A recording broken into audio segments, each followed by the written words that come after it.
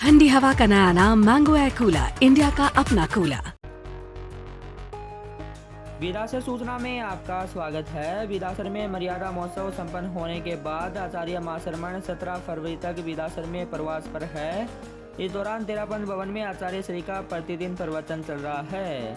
आपको बता दें कि बुधवार को हुए प्रवचन के दौरान विदासर श्रावक समाज के लोगों का वक्तव्य हुआ। इस दौरान ऋतिक बोथरा सहित अनेक लोगों ने आचार्य के समक्ष ऊर्जावान वक्तव्य दिया। दूसरी ओर आचार्य के सानिध्य में साधु साधियों की गोष्ठी आयोजित हुई, जिसको आचार्य माशरमण ने संबोधित किया। आप भी देखिए गोष्ठी के दौरान क्या कुछ हुआ और बने रहिए विदासर सूचना के साथ। युग प्रधान आचार्य श्री महाश्रमण जी के श्री चरणों में वंदन। शासन माता असाधारण साध्वी प्रमुखा कनक प्रभा जी, मुख्य नियोजिका जी, मुख्य मुनि प्रवर एवं साध्वी वरिया जी के श्री चरणों में वंदन। हम परम पूज्य आचार्य प्रवर व पूरी धवल सेना का विदासर तेरापंथ युवक परिषद व पूरे विदासर समाज की ओर से हार्दिक स्वागत एवं अभिनंदन करते हैं। गुरुदेव, हम आपका उस वीर भूमि तपोभूमि में स्वागत कर रहे हैं जिस वीर भूमि तपोभूमि में तेरापंथ धर्म संघ के आर्ध प्रवर्तक आचार्य श्री भिक्षु का चरण विन्यास हुआ था। हम आपका गुरुदेव उस वीर भूमि तपोभूमि में स्वागत कर रहे हैं जिस वीर भूमि को यह गौरव प्राप्त है कि तेरापंथ धर्म संघ को थली में लाने का जो सौभाग्य है वो इसी वीर भूमि को मिला था।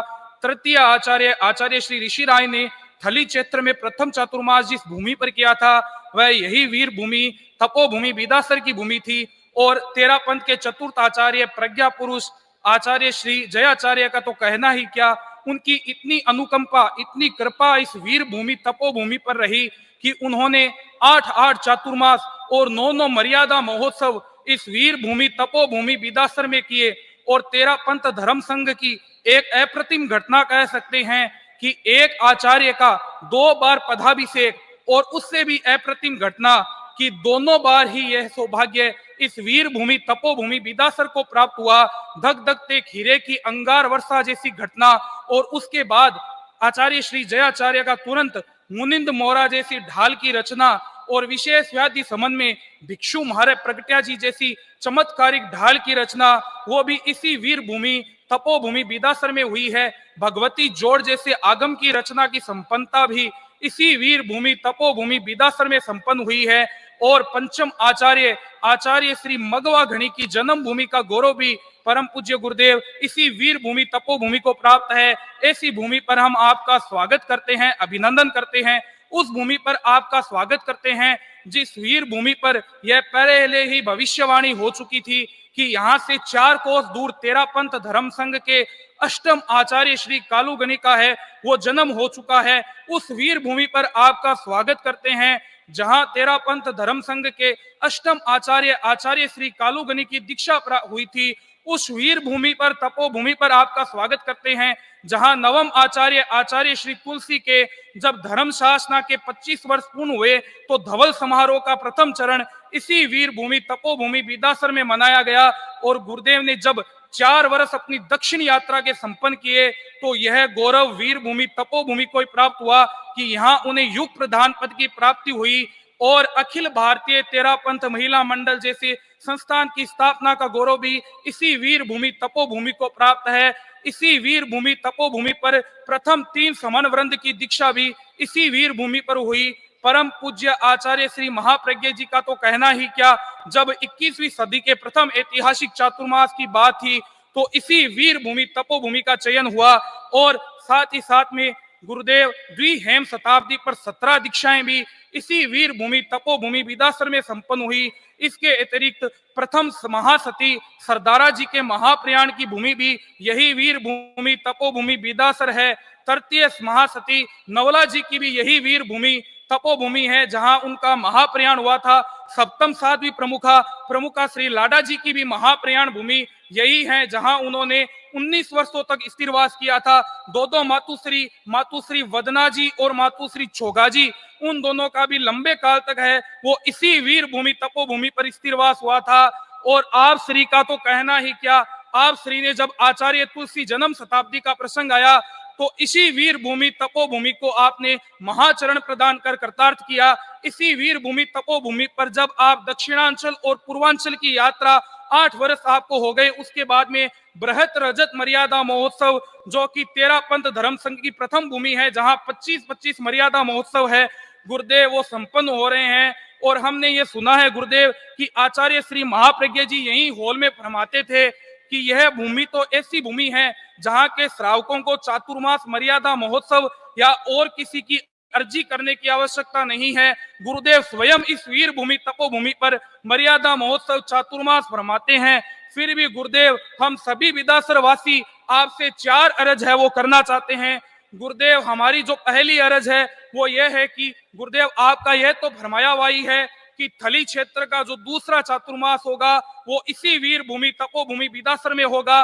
प्रथम चातुर्मास तो गुरुदेव इस वर्ष निश्चित है। आपसे यही निवेदन करते हैं गुरुदेव कि आप अतिशीघ्र इस वीर भूमि पर रजत चातुर्मास की भी घोषणा कराकर संपूर्ण विदासर वासियों को कृतार्थ करे। और गुरुदेव जो हमारी दूसरी अर्जी है उसे हम अर्जी कहें, विनती कहें, निवेदन कहें या फिर इस वीर भूमि तपोभूमि का हक अधिकार कहें कि जब भी शासन माता असाधारण साध्वी प्रमुखा श्री कनक प्रभा जी के स्थिरवास की बात आए तो गुरुदेव इसी वीर भूमि तपोभूमि विदासर का चयन होना चाहिए। क्योंकि गुरुदेव विक्रम संवत 2033 में जब आचार्य कालू जन्म शताब्दी की बात थी तो आचार्य तुलसी ने अग्रणीय साध्वियों के चित्त समाधि व स्वास्थ्य लाभ के लिए जिस वीर भूमि तपोभूमि का चयन किया और इस सेवा केंद्र को समाधि केंद्र की संज्ञा दी, गुरुदेव वह यही वीर भूमि तपोभूमि विदासर थी। और अग्रणीय साध्वी की बात कर रहे हैं गुरुदेव, और उन्हें कनक प्रभा जी महाराज को तो शासन माता का अलंकरण प्राप्त है, तो वह तो गुरुदेव इसी वीर भूमि तपोभूमि में होना चाहिए। और गुरुदेव जो हमारी तीसरी अर्ज है कि इस वीर भूमि पर अनेक ऐतिहासिक कार्य, इतिहास के कार्य नए नए सृजन हो चुके हैं, स्वयं आप सरी सृजन करा चुके हैं गुरुदेव। यहाँ पर आचार्य श्री का जन्म हो चुका है, दीक्षा हो चुकी है, एक आचार्य श्री का 2-2 बार आचार्य मनोनयन हो चुका है। लेकिन गुरुदेव एक घटना अभी तक बाकी है कि इस वीर भूमि तपोभूमि में अभी तक युवाचार्य मनोनयन का समारोह नहीं हुआ है। तो जब भी गुरुदेव अनुकूलता हो, यथा अनुकूलता हो, आपके इसी वीर भूमि तपोभूमि विदासर में गुरुदेव आप ख्याल रखवाएं कि जब भी युवाचार्य मनोनयन समारोह की हो वो भी गुरुदेव आप इस वीर भूमि तपोभूमि को प्रदान करें। और चौथी गुरुदेव जो हमारी इस वीर भूमि तपोभूमि की अर्ज है वो यही है कि गुरुदेव एक समय था जब यह समाधि केंद्र वीर भूमि तपोभूमि विदासर हरी भरी थी। यहाँ पर 22-22, 24-24 थाने साध्वी श्री अजित प्रभा जी, भाग्यवती जी मास्टर जी, गुणश्री जी मास्टर जी, वसुमती जी मास्टर जी, इंदुमती जी मास्टर जी आदि सभी सतियां विराजते थे। यह जो समाधि केंद्र है हमें हरा भरा रखता था। तो आपसे पुनः गुरुदेव यही संपूर्ण विदासर वासियों की ओर से विनम्र निवेदन है कि समाधि केंद्र को आप हरा भरा करें। अंत में गुरुदेव संपूर्ण विदासर वासियों की ओर से यदि आपके इंगित की आराधना में किसी भी प्रकार की कोई भी गुरुदेव ऐसा ना हुई हो तो आपसे संपूर्ण विदासर समाज क्षमा याचना ज्ञापित करता है। मेरे इन्हीं भावों के साथ ओम आराम। लंबी ज्ञान और अनुभव है वो व्याख्यान का मूल प्राण है। अब कैसे बोलना, कैसे बैठना, इनकी भी ये शरीर की तरह है कि व्याख्यान में बैठे कैसे हैं, किस मुद्रा में खड़े हैं या बैठे हैं। तो व्याख्यान में बैठना भी आदमी अच्छे ढंग से बैठे, एकदम झुक कर के, एक ऐसे नहीं सीधा अच्छी तरह बैठे।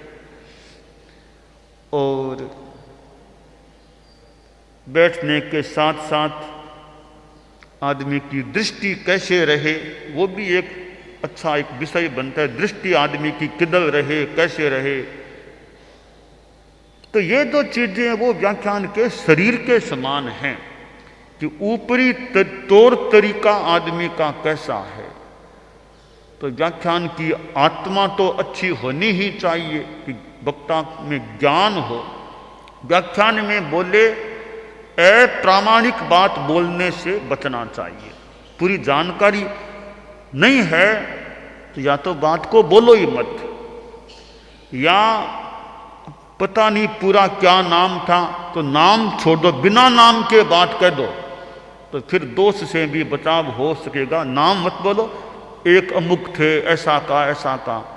एक तो अमुक चंद जी ने कहा, एक आदमी ने ऐसा कहा, तो फिर थोड़ी निरापदता रह सकेगी। यदि पूरी बात याद नहीं है तो, याद है तो पास में प्रमाण है, अमुक व्यक्ति था, अमुक शहर में या अमुक गांव में यह बात कही थी, तो हम प्रमाण के साथ कहें तो यानी हमारी बात जो व्याख्यान में कही जा रही है, बिना व्याख्यान भी कहें तो हमारी बात का प्रमाण हमारे पास है। यह प्रमाण है कि पूछे कहाँ आई, अमुक ग्रंथ में यह बात आई है।